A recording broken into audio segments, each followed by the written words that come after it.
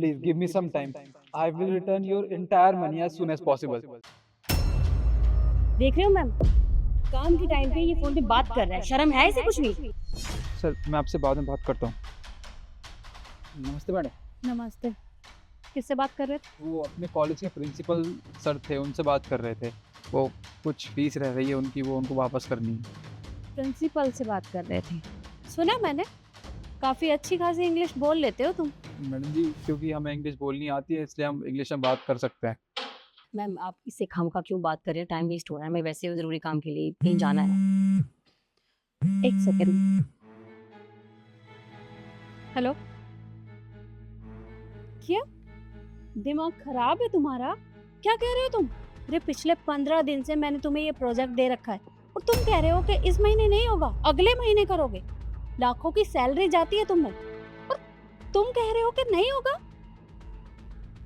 देखो, तुम लोगों ने मुझसे कहा था कि तुमने एमटेक कर रखी है, तुम्हें अच्छा खासा एक्सपीरियंस है और उसके बाद भी तुम मुझसे मना कर रहे हो। मुझे तुम्हारी कोई बात नहीं सुननी, लेकिन आज के आज ये प्रोजेक्ट सबमिट हो जाना चाहिए। मैडम जी, हम कुछ कहना चाहते हैं। बकवास बंद करो, दिखाई नहीं दे रहा मैडम बात कर रही बीच में बोल रहा है। एक सेकंड, क्या कह रहे हो? आपका जो प्रोजेक्ट है हम वो पूरा कर सकते हैं। पागल वागल हो क्या? मतलब इंग्लिश के 2 शब्द के आगे तुमको खुद को मसीहा समझ रहे हो? तुम्हारे बस का नहीं है ये। हलवा समझा है जो तुमसे हो जाएगा? तुम यहाँ मामूली से सिक्योरिटी गार्ड हो, तो सिर्फ अपने काम पर फोकस करो। ये प्रोजेक्ट तुम्हारे बस की बात नहीं है। मैडम जी, हम पे एक बार भरोसा करके देखिए। अगर हमने आपका ये प्रोजेक्ट पूरा नहीं किया तो आप जो कहेंगे हम वो करेंगे। आप चाहें तो हमें नौकरी से निकाल दीजिएगा, पर हमें खुद पर पूरा भरोसा है। हम आपका प्रोजेक्ट पूरा कर सकते हैं। ठीक है, मेरे साथ आओ। जी। देखो श्याम, मैं तुम्हें दे तो रही हूँ, लेकिन कोई भी काम खराब नहीं होना चाहिए। मैडम, आप चिंता मत कीजिए। आपने हम पे इतना भरोसा जताया है तो हम आपके भरोसे को टूटने नहीं देंगे। मैम, मैं आपको अभी भी बोल रही हूँ, बहुत बड़ा प्रोजेक्ट है, कुछ भी गड़बड़ हुई ना तो बहुत बड़ा नुकसान हो जाएगा और हमारी बहुत सारी इंपॉर्टेंट फाइल्स हैं इसमें। अगर डिलीट हो गई फिर क्या करेंगे हम? पता नहीं इससे होगा भी या नहीं। मैंने कोई गलती तो नहीं कर दी है?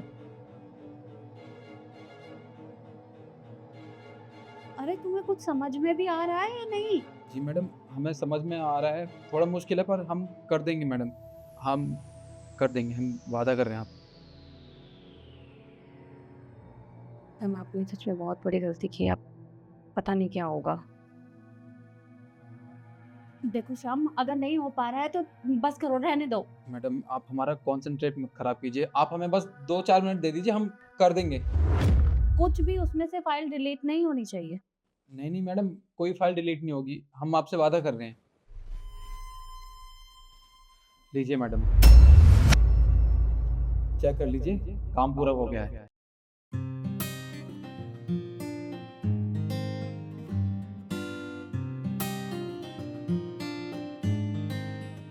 शिखाब, इसने तो देखना सब ठीक कर दिया। ऐसे कैसे? मैम ऐसा हो ही नहीं सकता कि मामूली सा गार्ड इतना बड़ा प्रोजेक्ट कंप्लीट कर ही नहीं सकता। अब दिखाइए मुझे। ये देखो, अरे हाँ ये तो कंप्लीट हो गया, पर कैसे? श्याम, तुम्हें इस सब के बारे में कैसे पता?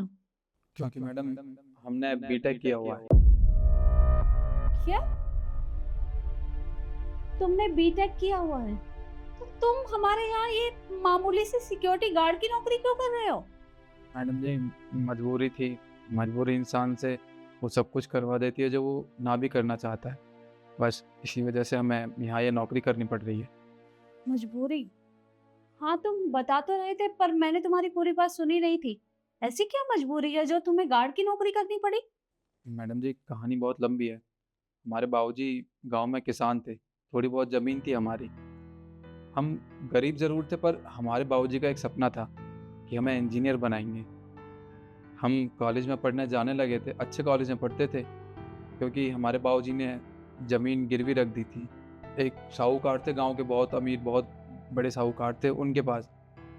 अब जब हम अपनी पढ़ाई कर रहे थे, हमारा कॉलेज का लास्ट ईयर था, इतने में ही बाबूजी की तबीयत बहुत ज़्यादा ख़राब हो गई। हमने बहुत कोशिश की उनको बचाने की, पर उनको बचा नहीं पाए। बाबूजी तो चले गए, पर हमारे घर में हमारी एक माँ, एक छोटी बहन भी है। स्कूल में पढ़ती है वो। गाँव में कोई रोज़गार तो था नहीं और घर के हालात भी ठीक नहीं थे, इस वजह से हमें अपनी पढ़ाई बीच में ही छोड़नी पड़ी। तो काम की तलाश में यहाँ शहर में आ गए। शहर में नौकरी के लिए तलाश किया, बहुत ज़्यादा हर कंपनी में गए थे, पर किसी कंपनी ने हमें काम नहीं दिया, क्योंकि वो डिग्री मांगते थे और डिग्री हम पूरी कर नहीं पाए, क्योंकि पढ़ाई बीच में छूट गई थी हमारी। हमें पता चला कि यहाँ सिक्योरिटी गार्ड की वैकेंसी निकली है, तो यहाँ आ गए। घर का खर्च तो चलाना था ना मेम साहब, बस इसलिए एक गार्ड की नौकरी कर रहे हैं। देखो, तुम्हारे साथ जो भी हुआ बहुत बुरा हुआ, और बिना पापा के ये सब करना बहुत मुश्किल है। खैर छोड़ो, कोई बात नहीं। देखो, अब तुम हमारे यहाँ सिक्योरिटी गार्ड का काम नहीं करोगे। मेम साहब, हमारे साथ ऐसा मत कीजिए, हम आपके हाथ जोड़ रहे हैं। अरे हमने तो आपकी मदद की है, आप हमें यहाँ से निकाल देंगी तो हमें इतनी जल्दी काम भी नहीं मिलेगा, और हर महीने गाँव में पैसे भी भेजने होते हैं, यहाँ खुद का खर्चा भी होता है। मेम साहब ऐसा मत कीजिए, हम आपके हाथ जोड़। देखो, मैं तुम्हें काम से नहीं निकाल रही हूँ, ये सब मैं इसलिए बोल रही हूँ कि कल से तुम इंजीनियर की टीम के साथ काम करो। क्या मैम, सच में? अच्छा मेम साहब, आप हमें इंजीनियर की नौकरी देंगी? हाँ, मैं सच कह रही हूँ, लेकिन तुम्हें मुझसे एक वादा करना पड़ेगा। तुम्हें अपनी नौकरी के साथ साथ अपनी पढ़ाई भी पूरी करनी है, ताकि तुम्हें डिग्री मिल सके। जी मेम साहब, हम आपसे वादा करते हैं, तो मन लगा के पढ़ाई करेंगे और डिग्री लेके आएंगे। तो ठीक है, कल से तुम ये गार्ड की वर्दी में नहीं, बल्कि फॉर्मल कपड़ों में मुझे नजर आने चाहिए। जी मेम साहब।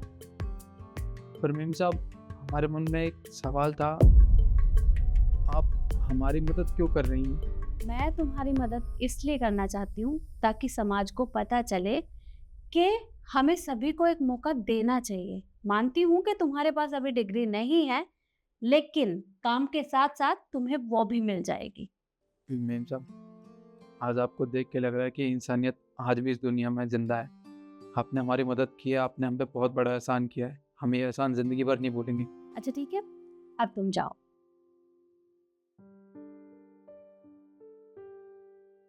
मैम, अब जबकि प्रोजेक्ट कंप्लीट हो गया है, तो मैं सोच रही हूँ कि हम आगे का काम कंटिन्यू करें। हाँ शिखा, और बाकी टीम को बोल दो कि वो दूसरे प्रोजेक्ट पे काम कर लेंगे। ओके।